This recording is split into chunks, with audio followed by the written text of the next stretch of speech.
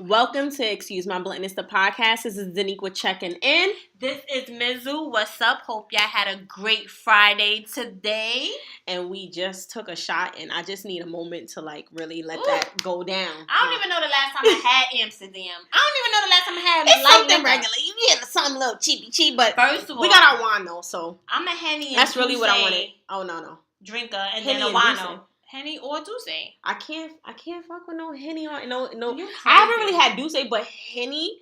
After I turned 25, like my 25th birthday, I just could not be Henny mommy no more. But Douce is way better. Douce is just expensive, but it's way better than Hennessy. Yeah. I love it.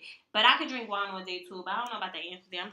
I'm really. I used to really be Henny mommy, and I can't do it anymore. Honestly, my body can't take to a lot of things. Like once I turned 25, things just haven't been settling the same way. So I get it. I'm real sophisticated. I typically drink my wine, but today I was feeling like, I want a shot risque. of something. But it damn sure wasn't going to be no Hennessy. I don't need Patron. It ain't a turn up time. So you get this little nice little Amsterdam, and you keep it pushing. So we took a little shot. All right. And we're going to get into our conversation today. Get into it. I hope that whomever is listening, if you guys are new viewers, thank you for viewing and listening into us. If you aren't, thank y'all for moving on with us. This is our third episode, and we're just moving on. We're trying to be consistent as possible with uploading these episodes and allowing you guys to get to know who we are as people and as hosts of Excuse My Bluntness. So thank you for that. How was your Friday so far? My Friday was pretty good. I just finished the academy for the post office. Yes, I'm going back to the crazy place. So we just did that today. It was very tiring because we had to be there at 7 a.m. all week, but I'm glad that's over. So it was a chill day. Really can't complain. How about yours? Mine was decent. Nothing out of the ordinary for work or anything like that. I am at a place at my job where I'm just ready for change. I'm ready to get out of there. Mm-hmm. I love my babies. I work in a high school, but I've been there for the last 5 years and I'm just ready to move on. So I'm really focused on changing my career and moving into media, which is my ultimate career move. I went to college for communications. I've had my degree for the last year, so it's about that time that I start building the experience. What it is it's still early. It's not dusty yet. Some people had their degree for a whole 5 years, 6 years. So yeah, and I don't want to be that person. Right? I need to put the pedal to the metal. I know what field I want to work in, so it's a matter of someone giving me the opportunity to actually be a part of the media field. So y'all hear that out there? Don't be selfish. If y'all know a job from a girl, holla at her. You know what I'm saying? Tag her. And I feel like, all right, I'm gonna be slightly racist real quick, but black people don't help out one another. We getting better. No, I haven't seen it. Because I know for one, listen, let me tell you. All right, right before we get into our topic, let me just tell you one goddamn thing. I can sit here, I know a whole person that could get me a job in a hospital, get me a job in corrections, but the fact that they know they hold that power, I know somebody who will give me an apartment and I'm only paying about $800. That's good because I don't know nobody for nothing. But this is what I'm saying. This the fact that they know that they hold that over my head and it's nah, I don't fuck with you like that. I can't do that for you, but I'm gonna do it for the next bitch who can't pay their rent or not gonna stay at a job longer than 6 months. I'm just saying that if we had the opportunity to share and get somebody a job or, a place to stay, I think that we should just definitely reach out and be able to tag people like, hey, you might have a job now, but you might want to check this out. I feel like we have people in high places, but they're just not willing to help out our own.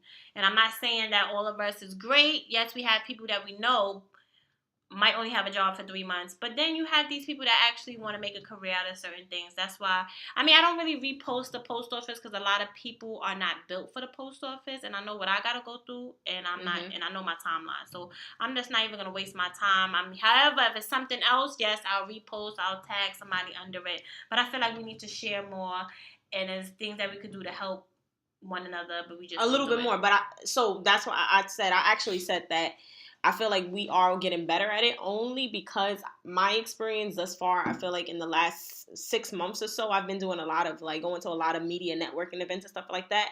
Like I said, I want to work in the media field and I've met nothing but my own people And those have been the people to keep up with me thus far. Yeah, that's a 1%. So, you're right. Yeah, so it's just like also how much information are you, do you really want, and are you exposing yourself to like-minded people and the things that you actually care to be a part of? Absolutely. So I've been doing that in the last 6 months or so, and I've met a lot of dope-ass people. I've met a lot of people that's just like, yo, what you want to do? Let's get this going. Or if I know something, I'm going to put you onto it. And everybody don't know everything all the time, but luckily I've had the experience where it's just like, yo, throw me your resume, or yo, this is going on, you should come through to this, and it's like, all right, I'm gonna show up. No, I'm not saying that somebody's supposed to literally, I mean, I know people who can literally just say, give me your resume, fill out this application, you're in, but I don't want that. Like, I definitely want somebody to just be like, you know what, I know this, just hit the link, and I'm doing work, because I feel like a lot of people get jobs and they didn't have to do shit to get it. I like we as Black folk are doing better. It's gonna take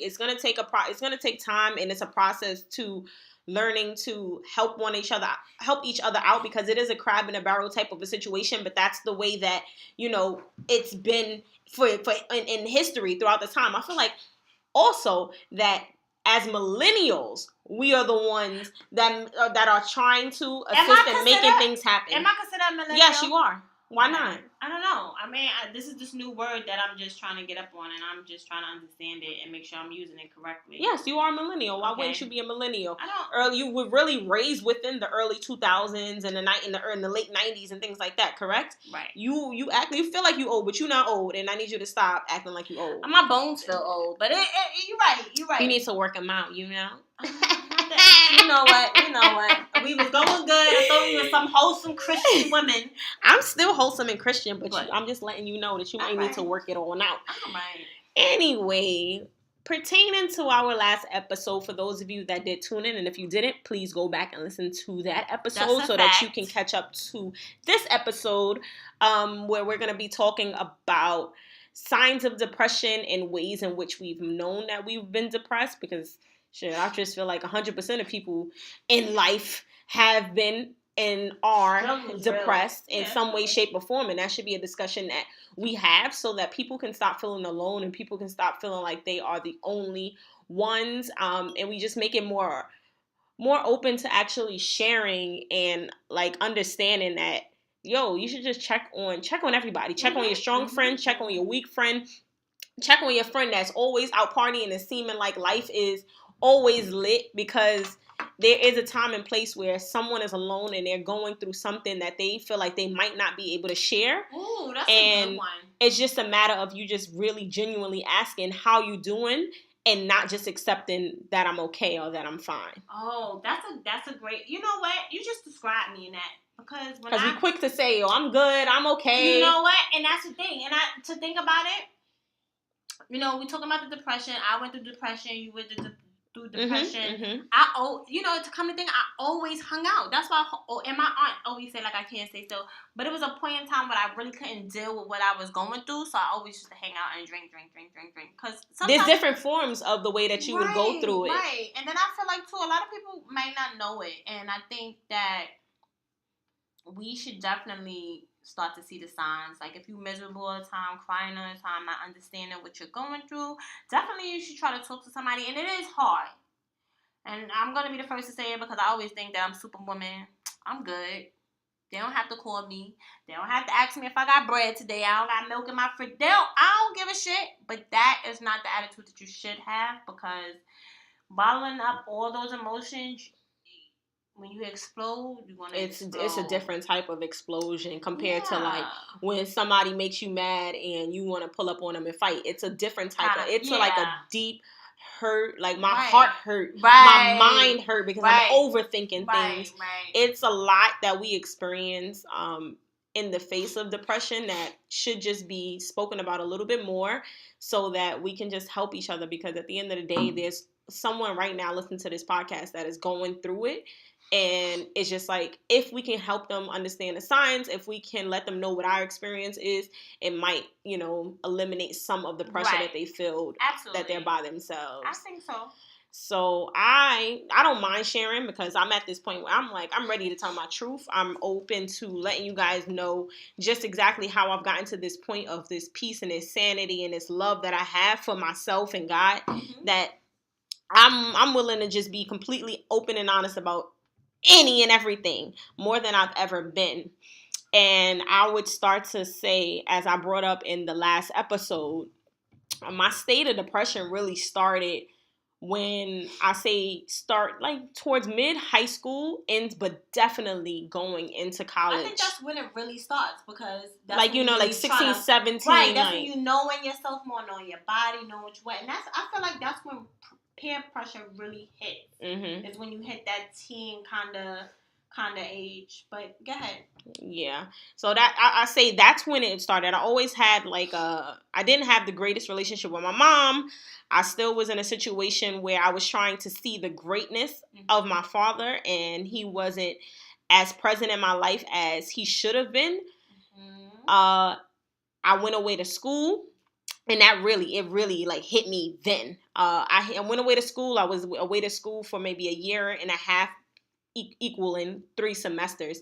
But my third semester, which is the semester that I really didn't want to go back for because financially my parents couldn't handle it, but at the same time I was being told that I had to go back to school. Right. Mm-hmm. I went back, and I just was so down. I was just so down and out. I don't even know how I got through it. No, I know how I got through it now.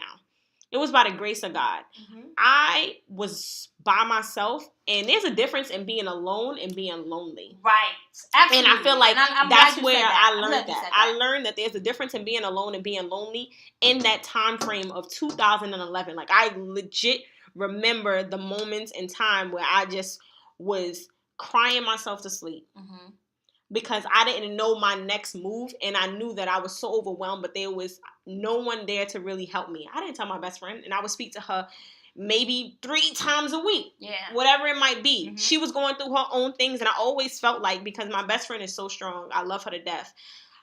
We've been best friends since the 6th grade. I feel like her life always outnumbered mine, in the sense of I felt like she always had more going on and more detrimental things happening to her that it was just like I did not complain about the shit that I'm going through. Yeah, but again, so I didn't share everything with her. Right, and I feel like that's where people go wrong, because it's the same thing as like, well, I know this person got X, Y, Z going on, and again, when I noticed I started being depressed again at 16, and it didn't really hit me hard until probably I was like 28, 29, but just like you're saying, you figured everybody else got something going on. No, in our minds, we feel like it's worse. Yes.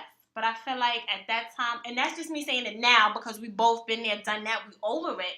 So now we can really say, It doesn't matter that you feel like somebody's going through something more worse, but I feel like if you kind of spill something out to them and talk to them about what you're going through, then it's easier for them to say, you know what? I feel the same way, or this is how, and y'all can just exchange words back and forth to kind of comfort one another. And I feel like we don't do that. And again, we are used to saying, "Oh, hey, how you doing?" and that person saying, "Okay," and we fine. Exactly. And that would be what I would do. Like, I would go into the rant like, "Oh, I don't got no books. I ain't have no phone. I was going back and forth to the city to work. I'm 19 years old, but at the same time, it was just like, there's so much that I was doing that I shouldn't have had to do. Like, I feel like Black parents, and I have to say Black parents because I'm Black, put us in a position to have to automatically be adult so early. We don't get a chance to live a life where we're able to make mistakes, or we're able to, like, be in situations where we're able to, like, really be guided in the sense of becoming the adult that we should really be. It's automatic, figure this shit out type stuff. But my question to you is, because I asked myself this question, but I really don't have a good answer for it. My question to you is, I mean, I kind of figure out what it is, but do you think, did your mother go to college? My mother went to college online, and she was going to college online while I was in high school. Okay. So she had just got her degree, perhaps when I was, like, had just, like, my first or second year of college. Okay, so that is an amazing thing. What I'm saying is, again, you said online. That's what I'm doing now. I'm trying to get my degree online. I think any way you can to get your degree, however it fits for you, do it. My mother never went to college. So in my mind, it was, she's always pressuring me to go to college. And I did get accepted to Sullivan County, but I got pregnant and I took a half year off, even though, my teachers always told me don't take a year. Once you take a half year off, you never go back. And I'm about to get pregnant. Now, my mother was so upset with me. She did not speak to me my first 3 months, 4 months of my pregnancy. And she said, because you ruined your life not going to college. And I thought to myself, like, I disappointed my mother.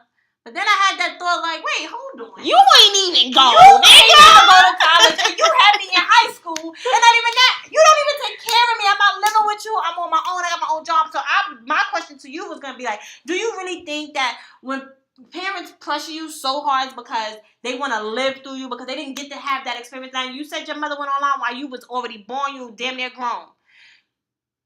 Maybe they pressure you because it's like, I didn't get to do it. And that's why I feel like a lot of kids, that's why they fail in college, because it's like, this is not what I want to do. I don't think it was a matter of like you doing what it is that I wasn't going to do.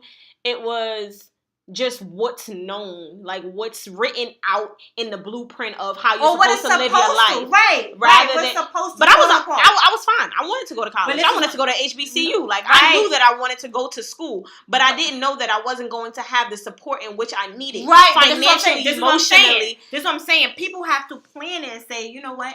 Can we afford for her to go or whatever? Not to say, because I feel when I hear people say, oh, my parents can't afford it, so I can't go away to school or whatever the case is.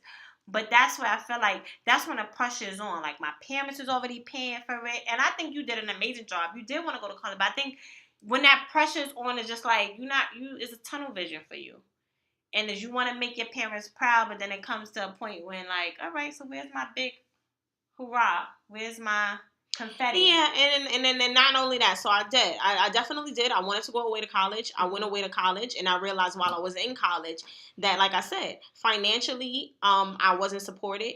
Emotionally, I wasn't supported because I would vocalize the fact that, like, I'm depressed. Like, there's things that I need that I'm unable to actually get and receive because you guys are unable to get those things for me, whether it be those toiletries, whether it be those books, whether it be the emotional support. Like, I've never been outside the Bronx in my goddamn life, and now I'm in a whole nother state, and it's an adjustment period. So rather than giving encouraging words of, yo, you can do this, I know you're smart, I know you got this, it's just a matter of you just getting comfortable. It was, well, you ain't coming home.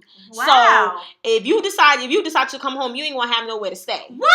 No way. I swear. No way. I swear. So that was the pressures of me staying away at school. So like I said, within the first year, I knew, I'm like, all right, you know what? It's all good. I'm going to be all right. I'm going to stay here. I'm going to do what I got to do. My second semester, I got to start to get a little bit more comfortable. But like I said, I was not supported. Yeah, I was sleeping in class. I was depressed. You need that support. I'm like, my schools and my high school did not prepare me for this. Right. Because when you go to junior high school, they fake prepare you for high school. But then once you get in college, it's like, nah. My high school did not prepare me for college. And I was weak the first 2 months. And when I tell you I was in those classes, like, this is not for me. I'm looking at my old Facebook posts, writing like, yo, I'm quoting Kanye's lyrics, like, literally, what's the freaking song with Stacey Dash in the freaking video? I'm literally quoting it, like, you away at college, your parents have no idea what you're doing at college, whatever. Fuck it. Listen, that was me. That was me all day, every day. I'm just like, this is just not for me. I had my little boyfriend at the time. I'm like, babe, this ain't for me. Like, I want to come home. Yeah, damn. But it wasn't even a matter of me not. It was a matter of me not necessarily being prepared. Education wise, it's just like, damn, these classes are long. This I got to do this. I got to do that. And then just being accustomed to just being away from the Bronx. Like, I really wasn't. So I wasn't getting the pep talks that I needed the way that I needed them. And then, like I said, it was my third semester that really, really hit me like a ton of bricks. I went back to school and I was abandoned. My father dropped me off to school and I never heard from him again. And that was my sense of income. That was my sense of quote unquote support. My mom never had it. So it was a matter of him always telling me throughout my life, do good in school.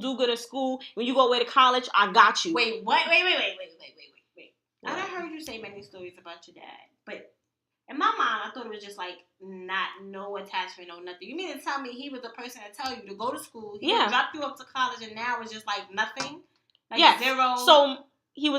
So this is going to be definitely another conversation because I can like really go on and on about like the being a fatherless child.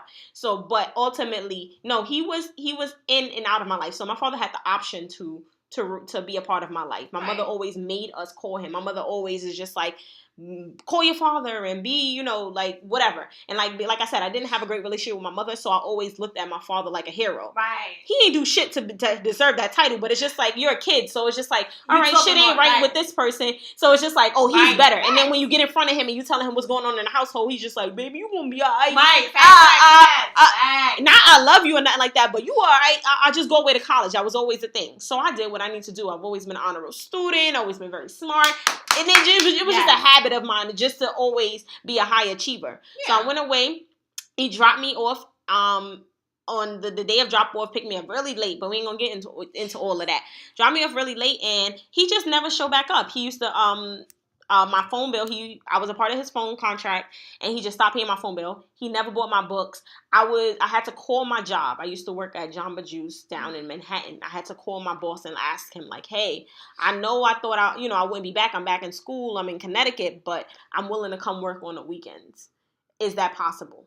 So every weekend I was going back and forth from Connecticut to Manhattan. Oh, no phone, no books. I had to go throughout the dorm to ask people for their books. Like, I made it a thing to be like, all right, who's in my courses or in my classes that I know is in my dorm building, so I can ask them for the books so that I can study, so that I can do my homework. What the fuck? For the entire 5.5 months of that third semester. I ended up coming home, and like I said, through this whole time, I would call him. He wouldn't answer his phone. Told my mom about it. She didn't really do too much. She said she reached out to him, or he's going to get back to you. Nothing. Long story short, I ended up having to come home after my third semester of college. And like I said, everything hit me then. I'm 19 years old, but I'm working. And like at one point, even had 2 jobs. Like, I'm trying to figure out, like, where to work. My mom is like, you here now, so you got to pay rent. Like, oh, I got to contribute to the rent? Like I ain't even know that I was supposed to, I didn't even know I was supposed to be home. Right. But all right, I got to contribute to that. It was just, like, automatic adult shit really fast. And I just was, like, hanging on for dear life. I was in a relationship with someone that didn't even know I was depressed because he was going through his own shit and couldn't even see, like, yo, she need me type shit. You know what I mean? And I'm trying to appease him. I'm trying to be there for him because, yeah, you going through your shit too. We young and we in this situation. Right. But I'm draining myself. Absolutely. I'm draining myself in a sense of, like I said, me and my mother's relationship has not been great or even been close to being good until this last year. I'm about to be 27 years old, and I'm so thankful. I've prayed on it, and I've become, and like I mentioned in the last episode, I've had like a real healing period in 2018 where I may be like, fuck it, I'm telling my truth, and I want to tell people what it really is, and whoever fucks with me, and whoever doesn't, because I'm at a place of peace and happiness that it's gonna be what it is, and I'm not holding back what it is that I experienced and what it is that have really hurt me, because I need to heal. And one of those things was, I resent you because I don't feel like you paid attention to me. I don't feel like I never felt like I mattered to neither one of my parents. Right, and I think that, like I said, what you said, you realize being 27, people still in a stuck in between 2 worlds. So for you to realize that before 30 in 2019, and it might sound crazy, like, what are you talking about? It's 20. A lot of people under 30, and I feel like people, again, they put that way. Well, you ain't 30 yet, because once you're 30, you got to get your life together, you got to know what you're doing, but you realize that, and you knew that's not what you wanted for yourself, so you kind of took a turn. And it's kind of hard, and I think it's much harder when you go through depression by yourself, or when you feel like you don't really have that person that you could trust and talk you off that ledge. And I just feel like a lot of people need somebody to talk them off the ledge. As you said, the symptoms, like the way that I understand, I didn't know I was depressed until it was not necessarily over, but I did not notice it until 2 years after the detriment of it, of me, like, literally sobbing every day, me being negative, me being mean, me being upset all the time, because I was, like, crying myself to sleep. I was working so many hours and making myself so available to be on a shift that I didn't need to be on, because I needed some fucking sleep. I did not go back to school until 2.5 years later after I came back from school in 2011 because it was just like I had to work. I had to make, I had to make ends meet. I needed to save. I needed to be able to contribute to something in my household. Otherwise, my mom was going to be upset at me. And it was just like, I don't need her to be any more upset at me or anything like that. So it was just like, and then I'm in this relationship where I started realizing like, yo, we're not for each other. Right. And in the midst of me being depressed and me trying to support and love you and help you, I'm losing myself. Right. I'm losing myself because I'm not focusing on what it is that I need to do, the work that I need to do. It really ended up coming to a day where I was just like, I'm just so fucking tired of being sad all the time. I'm tired of people realizing that I'm not sad, and I'm tired of actually being sad. So what I'm going to do is try to focus on. It seems simple, but it's not simple. But I really did this. I remember the day. If I'm like, as I'm talking about it right now, I can't tell you the exact day and the time, but I'm just like, I need to make a promise to myself to see the positive in each and every day. Everything can't be negative. Mm-hmm. Every moment in the day can't be a sad moment. Or something happens. So you have to find the good in the day and try to keep that momentum. It took a long time. And not only did I do that, I had to pay attention to the toxicity that was a part of my life. And that was with some people, and some of it was with myself. Right. So I had to do things such as like, I got to cut my father off. There's no way that I can continue with this lack of a relationship or this hope thereof a relationship. Absolutely. And I also had to end the relationship that I was in. As in love as I was, it was just like, this is draining me at this point. He don't know what to do and how to love me in a way that I need to be loved.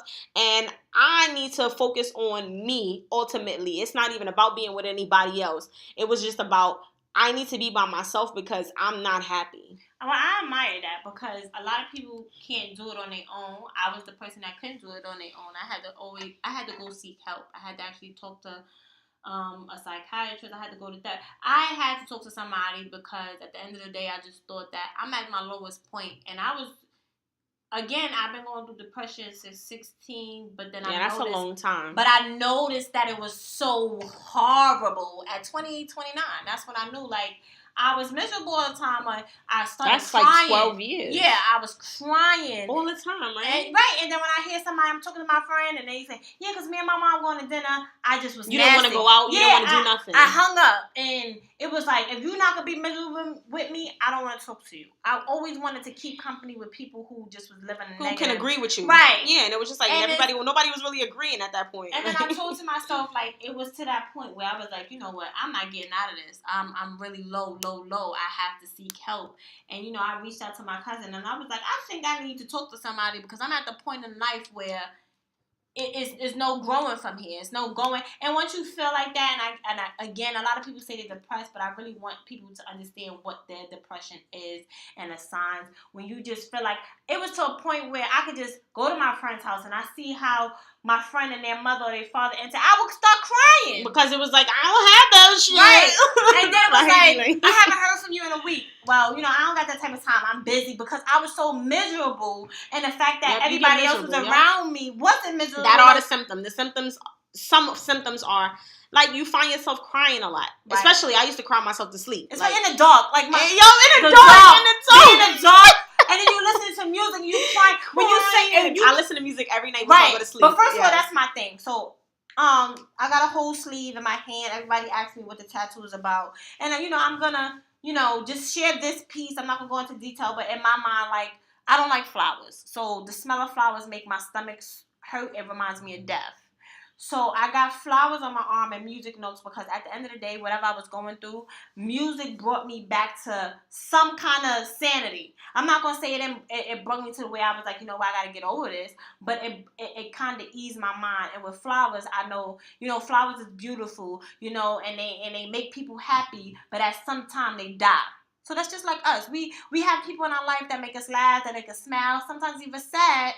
And then you have a bunch of beautiful people, but at the end of the day, people don't last forever. So that's basically what my sleeve, and my tattoos is about on my hand. Like, I'm just everybody asks me, like, are you a musician? No, but I'm very passionate about music.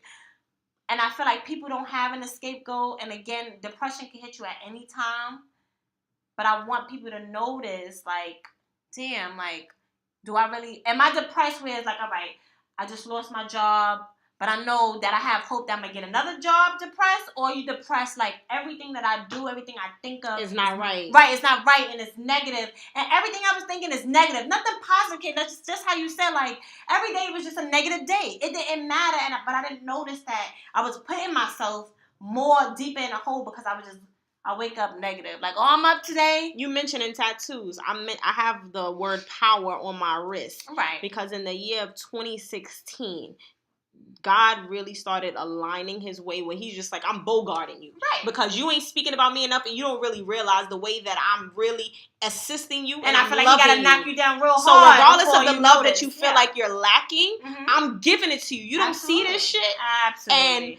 And throughout that year, the word power came up in some way, shape, or form. Absolutely. So Gramps, me and Trisha know each other. So her family, aka Mizz, she's talking about me. Mizz. We know each other. So one of her family members basically invited me to church.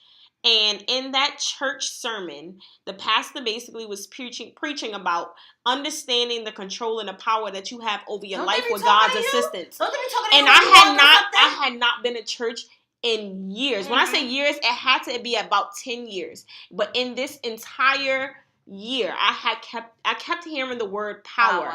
And like I said, at one point I was like, I'm making a conscious decision to be more positive, and I want to stop being negative every day. Mm-hmm. And I started moving in that manner. But in this particular time frame in 2016, it was just like the word power, power, power. Just understanding that you have control of what, and to a certain extent, happens in your life, what people you have in your life, what moves you can make in your life, and what adjustments that you actually can bring to fruition. That was ultimately made at that point in 2016 for me. Like, you have the power to control what your destiny is.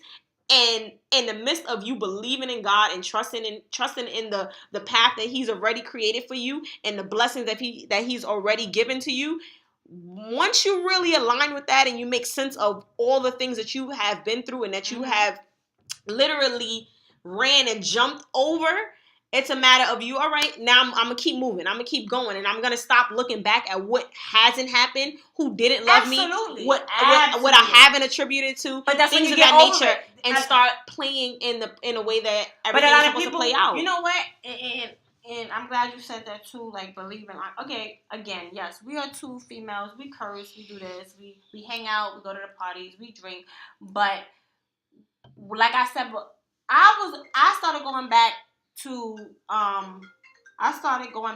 church, and every time I go, I'm crying, because then you think about, you know what? You've been through this rough time, but you still here, and you still right. Here, and then I don't feel, for some people be like, if God really existed, why am I going through stuff? And I do believe, because you're not putting him in your life for him to prove you don't trust him. Right. You don't really trust him. You ain't really got the faith. So now he's gonna let you. Okay, since you feel like I'm not real, I'm gonna let the devil have you for a little while.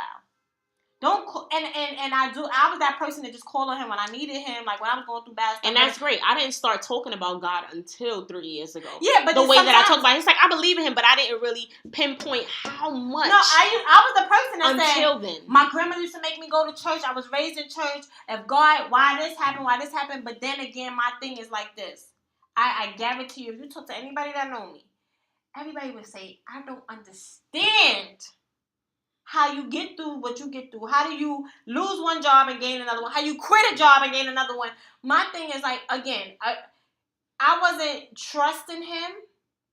And I felt like everything that was going on in my life was his fault, because I felt like if it's God, but again, is you have to make your own path. And if you sit here saying that it's just going to be the devil being your best friend and negativity is going to come here, that's all you could think about. But once you sit there and say to yourself, and again, like you realize that on your own. I had to go get help, but it was like, and that was God that allows me to realize that on my own, because I really always question, like, yo, how did you get to the point of healing? How did you get to the point of understanding? It's just like, honestly, I wasn't guided, because I wasn't telling people, people had to tell the sadness that I was going through. But I would reflect. I'm a Pisces, so it's we always in our own head all the time. But that's what I'm saying. I could say something and I question myself. So I had a stranger to tell me, and then really, I had to think about it. You know what? Some of this shit makes sense. I think the main part that really woke me up was, my girl, you crying every day about why somebody don't want to hug you or why somebody don't want to be a part of their life the way you want them to. Just think about it. Like, even if they was in your life the way you're saying, does that mean that everything that you want to do for your son will stop or be changed or be different? No, you have to think about, at the end of the day, they are not killing me. They're not suffocating me. If that's what they choose, they don't want to be a part of what I'm trying to be a part of, it's okay. Life goes on.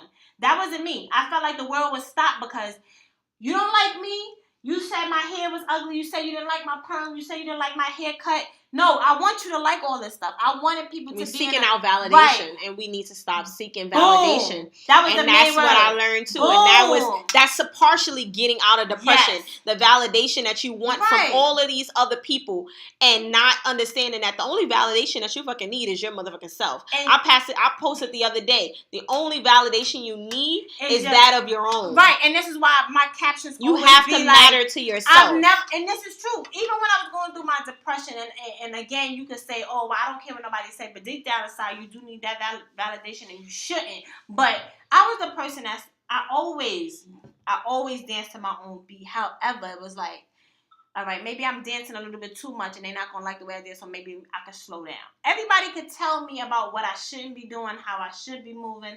At the end of the day, and I just said this, if a bomb, they can tell you all day about what's going to happen when a bomb goes off. The only person that's going to feel it is you. If you feel right now, I'm 35, I'm 36, I'm not where I'm supposed to be, I'm not in a relationship, it's okay to walk away. It's okay to have somebody to talk to and be like, you know what, I'm going to be fine. Just like girls feel like they can't be without a man. You can. Just like girls feel like me. Oh, I need a mother, so they try to befriend other people, or, other older people. It is hard when you don't have the parental love that you really care for, though. I didn't realize everything that I wanted in my mom that she wasn't giving me, I was giving to my son. Mm-hmm. But I had to notice that.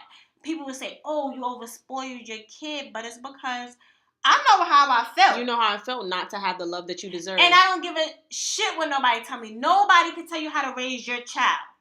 As long as your child not out here stealing, killing, whatever the case is, nobody's going to tell me I can't. Yes, I would break my back 50 times, 10 times over for my son because I like how he look when he happy. Mm-hmm. I want him to understand, and it's not all because I'm a single parent and I just want to fill the void of the other parent. But what I'm saying is, I love to see him smile. And then when I talk to him, I love you. Regardless, he's 13. He don't want me to. I love you. What you're doing is great. I'm proud of you. What you did, yeah, you fucked up yesterday, but you're going to do it better today. We're going to get past this. Whatever you need, I'm here. I got you. Regardless if he has that little, all right, Ma, all right. He knows in the back of his mind. He can't say his mother never told him. He can't say my mother never taught me how to be a man. Mm-hmm. And then I was just telling one of my classmates in the academy, I said, well, this is how my son started staying home by himself. He was 10 when I got into the post office. And that job is very demanding. They tell you, have a babysitter, have a backup babysitter. Have a backup babysitter for your backup babysitter. Because we don't care if you have kids. When we need you, we need you. And that was the honest truth. I didn't have anybody to take a 10-year-old. Nobody was saying, yo, Moo, I got you. But when it came to their kids, sure, come over. You know what I'm saying? But nobody was saying like, yo, if you need me to go pick up Derek, I got you. So I had to teach him, don't open the door. If you go in the store, go to the store, come right back. This is how you cook. This is how you season meat. And to this day, he fried chicken better than me. All the teachings that your mother didn't give to you, you made sure to give to your son. And that's what I said. My grandmother and my aunt said I was there. It's not the same. No, yes, y'all raised me, but the fact is knowing I gave birth to this person. Yeah. You know what I'm saying? And then you start to, and that's what hurt your feelings the most. It's like, this person did not birth me, but had to take on the responsibility of being my parent. So I feel like, again, if you feel like, just never hold it in. And I feel like a lot of people hold it in, and they feel like they don't have, and that's not true. And I get it, because we all been through that, to say, like, nobody reached out, and then if somebody say, how you doing today, and you said, okay, they just left it at that. Yeah. But I just definitely feel like you should talk about it. Don't look to social media to validate anything that has anything to do with your life. Just speak about it. talk about it. It's okay, whatever you're gonna go through, and I do believe that everybody has been in the state of depression in some way, shape, or form. Like I said, try to remember the symptoms that we brought up. Like I said, like sleeping all the time or the lack thereof sleep. The random crying spurts that you might have, miserable, the idea angry. That you have to always be on the go. Mine was at one point I'm working because I didn't want to be home because my home was so chaotic because I was just so overwhelmed. Absolutely. It didn't take until like 2 years ago I started piecing together why I felt the way that I felt. Absolutely. And it's a process. It's a process. Depression does not just go away. I was depressed most recently during Christmas break. Yeah. And I won't go too far into that, but it's something that comes and goes. But if you feel like it's consistent, if you feel like you are not getting the love that you deserve, if you feel like you are waking up every day and you don't have anything to smile about and you don't have anything to keep you motivated or anything of that nature, there's a sense that you might be facing some form of depression, and just understand that speaking your truth and speaking what's real to you can honestly free you of some of the stress and the sadness that you're going through. And I really, really hope that if someone, even if it's just one person, out there that's listening is going through that, like this is a episode that actually does benefit you and help you. We can talk about depression in so many realms. We can bring people in to have this discussion with. I can go into more detail about exactly what I faced when I went through mine, but ultimately I just wanted to point out some of this, and we wanted to point out some of the symptoms, and we wanted to let you guys know that it does not last forever. There is going to be sunshine even outside of going through the rain. And I just need you guys to know that at the end of the day, everything that you go through in life is temporary to move you to something better. Trust in God. What? I'm going to cut you off there because I just want to say that sounds great. I know, yeah. Sounds positive. But when you're depressed, you don't want to hear none of that shit. I know. And my thing is like, because people used to always say, "Don't worry, it's not gonna last," which it didn't. Because it now, doesn't. But at that point in time, it's like they were saying that 4 or 5 years ago, and I still was depressed. So it was like when it's and that's what I'm saying. It's a process to it. I didn't say I just got over it after the 2. Yeah, I'm talking about 2 years. I was down for a solid 2 years. But there was another 2 years of the process of me understanding I was depressed and trying to figure out how to get through that. Just like, listen, all I would say. I just want you to know that it's temporary. It doesn't have to last forever, and it won't. I'm not going to be the person to say it's temporary because I don't know. We don't know what that person is going through, and sometimes we could be telling that person it's temporary. Don't worry about it, and they just so fed up that it's just over. Again, I don't want to be the same. I just think the best thing to do is. I believe that you can get over it. It's just all about willpower. But my best thing is. Write it down if you can't talk to nobody. If you can't talk to nobody, write it down and then say it out loud to yourself. Because then it kind of like you talking to yourself, but at the same time you going through this therapy within yourself. Like, okay, did I really just write that down? Okay, so now it's key points of what I got to do to try to get out of this negative corner. Because I did that. I was saying, because I'm working 3 jobs, and my mother this, and my mother that, and my father this, and my father that. And just like you said, you have to, when you reread stuff, it's like, but why are you still forcing that? Is she taking care of you? Does she need to take care of you? It's a difference. Yes, you want a relationship with your parents, but is it stopping you from living the life that you're living as an adult? Yes, it hurts. Yeah. But are they putting their foot on your neck to say, you know what, you can't get up and go to work today and provide for your own child?